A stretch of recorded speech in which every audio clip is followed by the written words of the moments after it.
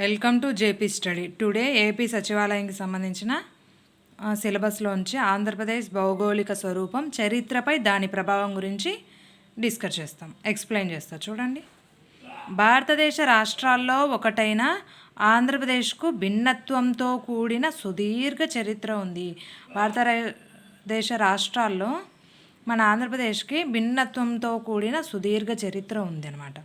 ఆంధ్రప్రదేశ్లో కృష్ణానది, గోదావరి నదులతో సస్యశ్యామలమైంది. ఆంధ్రప్రదేశ్లో కృష్ణానది, గోదావరి నదులతో సస్యశ్యామలమైంది. ఐతరేయ బ్రాహ్మణంలో ఆంధ్రుల ప్రస్తావన ఉంది. ఆంధ్రులు క్రీస్తు పూర్వం 3వ శతాబ్దంలో దక్షిణాపథం అంటే దక్కన్ నుంచి తూర్పు తీరాంధ్రం వరకు విస్తరించి విస్తృత సామ్రాజ్యాన్ని నిర్మించారు. ఎవరు? ఆంధ్రులు. ఎప్పుడు? క్రీస్తు పూర్వం 3వ శతాబ్దంలో. ఈ మహా సామ్రాజ్యాన్ని నెలకొల్పిన శాతవాహన వంశీయులను పురాణాలు ఆంధ్రాభృత్యులుగా పేర్కొన్నారు. శాతవాహన వంశీయులను ఆంధ్రాభృత్యులుగా పేర్కొన్నారు పురాణాల్లో. చూడండి, శాతవాహన వంశం ఆంధ్రజాతి సాంఘిక జీవన పద్ధతికి, సంస్కృతికి పునాదులు వేసింది. శాతవాహన వంశము ఆంధ్రజాతి యొక్క సాంఘిక జీవన పద్ధతికి, సంస్కృతికి పునాదులు వేసింది. ఎవరు? శాతవాహన వంశం. ప్రస్తుత ఆంధ్రప్రదేశ్ ప్రభుత్వ రాజలాంఛనం పూర్ణకుంభం. ఈ పూర్ణకుంభం శాతవాహనుల కాలం నాటిదే. శాతవాహనుల కాలంలో బ్రహ్మలిపి రూపొందింది. ప్రాకృతం రాజభాషగా కొంతకాలం వర్ధిల్లింది శాతవాహనుల కాలంలో. ఇప్పుడు భౌగోళిక సహజ మండలాలు, ఆంధ్రప్రదేశ్ యొక్క భౌగోళిక సహజ మండలాల గురించి తెలుసుకుందాం. నైసర్గికంగా ఆంధ్రప్రదేశ్లో తూర్పు కనుమలు, పీఠభూమి ప్రాంతం, తూర్పు తీర మైదానం ముఖ్యమైనవి. తూర్పు కనుమల గురించి సముద్ర మట్టానికి 1000 నుంచి 3000 అడుగుల ఎత్తున తూర్పు కనుమలు ఉన్నాయి. సముద్ర మట్టానికి 1000 నుంచి 3000 అడుగుల ఎత్తున తూర్పు కనుమలు విస్తరించి ఉన్నాయి.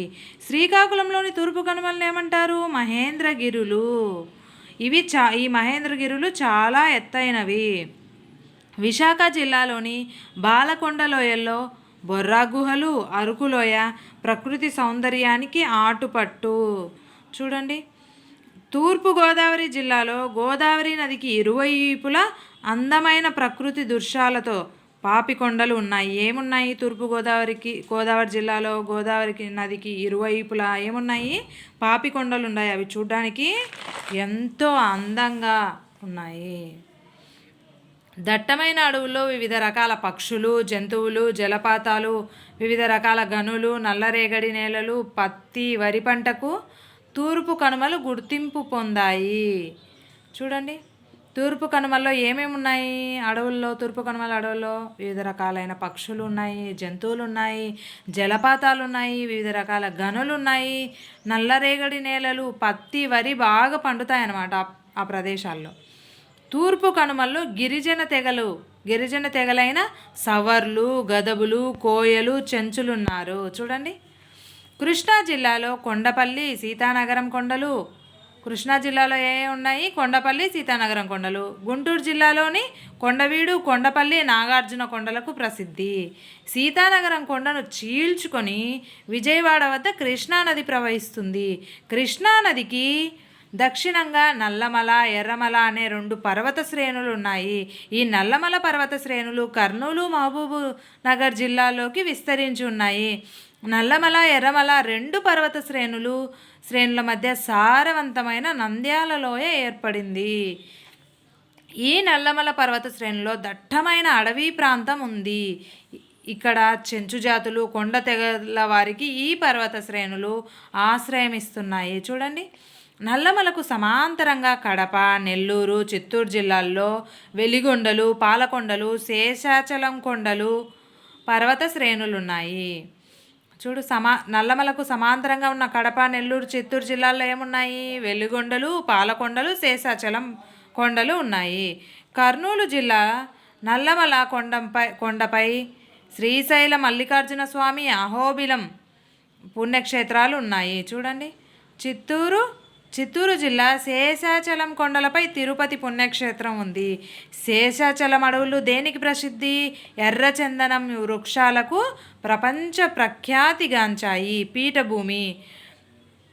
తూర్పు కనుమలకు పశ్చిమ దిశలో సువిశాలమైన చారిత్రక దక్కను పీఠభూమి విస్తరించి ఉంది. దక్కన్ పీఠభూమి తూర్పు కనుమలు ఏ దిశలో ఉంది? పశ్చిమ దిశలో ఉంది. దక్కన్ పీఠభూమి సముద్ర మట్టానికి 480 నుంచి 600 మీటర్ల ఎత్తున ఉంది.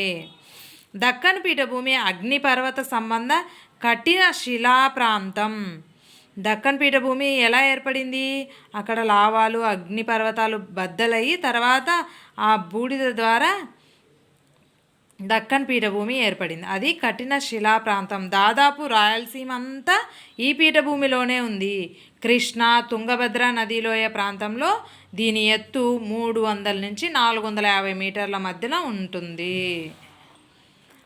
దక్కన్ పీఠభూమి తుంగభద్ర కృష్ణానది లోయ ప్రాంతాలు దక్షిణ దిశలో సరిహద్దు ప్రాంతంగా ఉన్నాయి. దక్కన్ పీఠభూమికి తుంగభద్ర నది, కృష్ణానది ఈ ప్రాంతాలు దక్షిణ దిశలో సరిహద్దు ప్రాంతంగా ఉన్నాయి.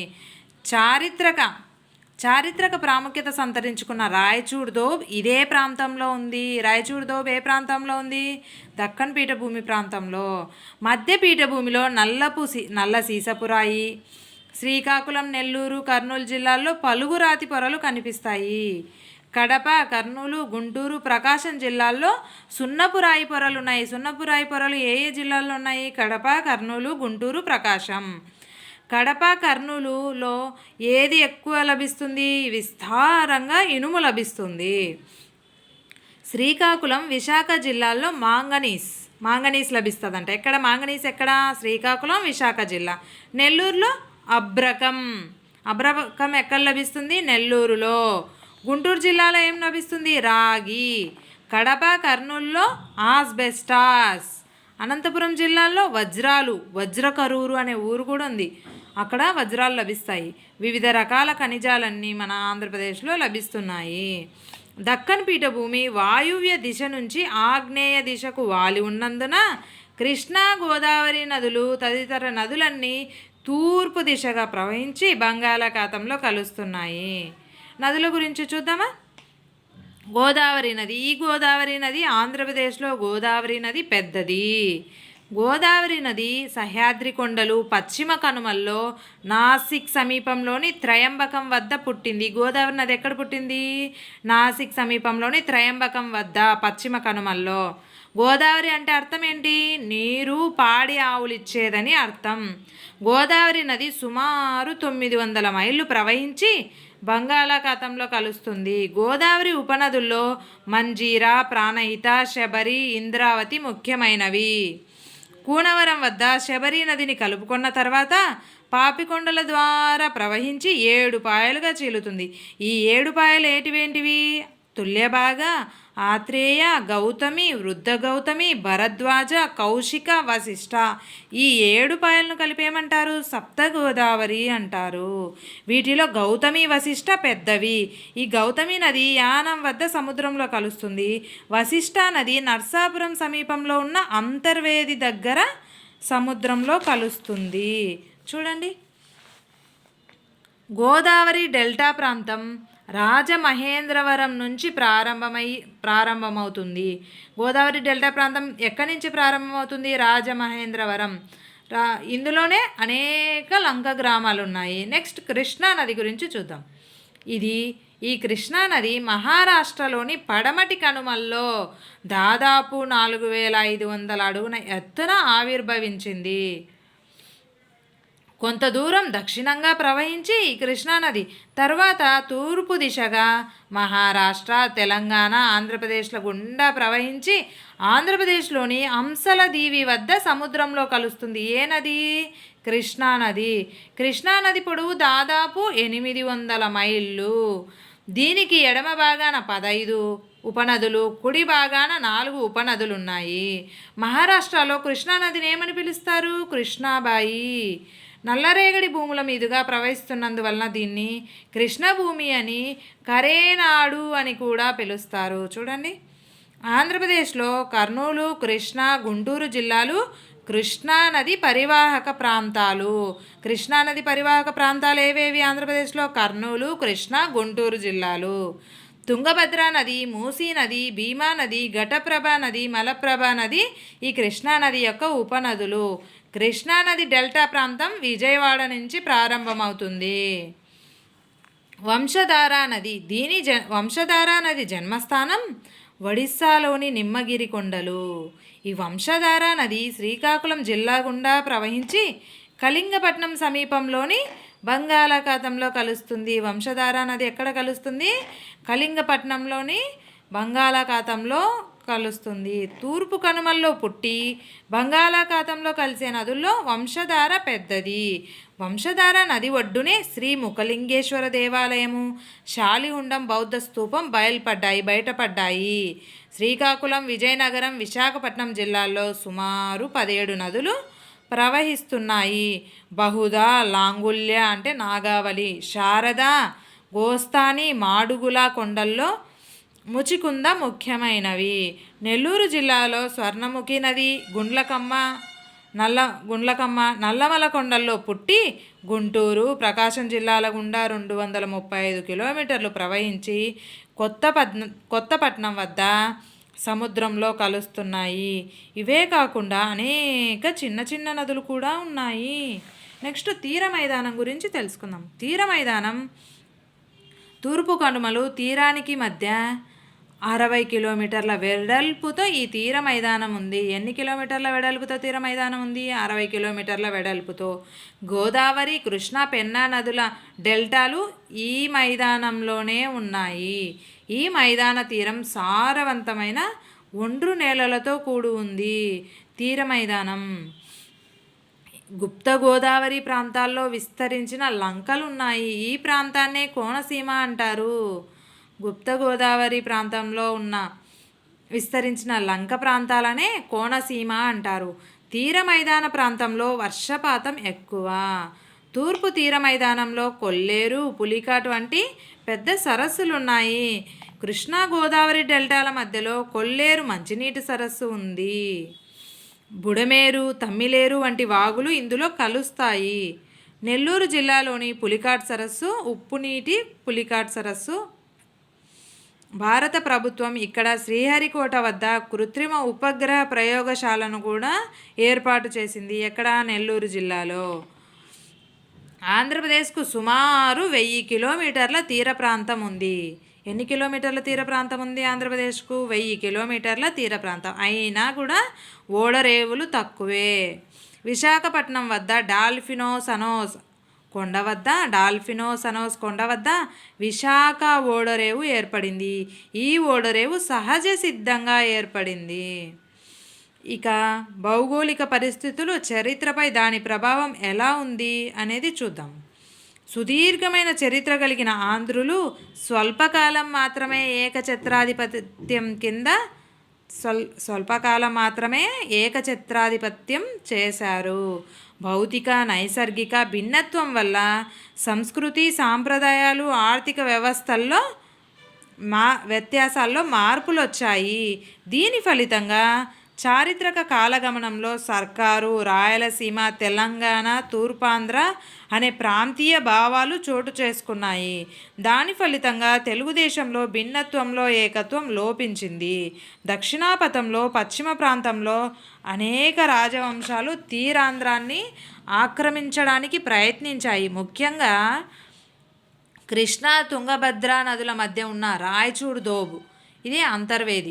ఈ ప్రాంతంపై పల్లవులు, పశ్చిమ చాళుక్యులు, రాష్ట్రకూటులు, చోళులు, కళ్యాణి చాళుక్యులు, విజయనగర సామ్రాజ్యం వారు, బహుమని రాజుల మధ్య అనేక సంఘర్షణలు జరిగాయన్నమాట.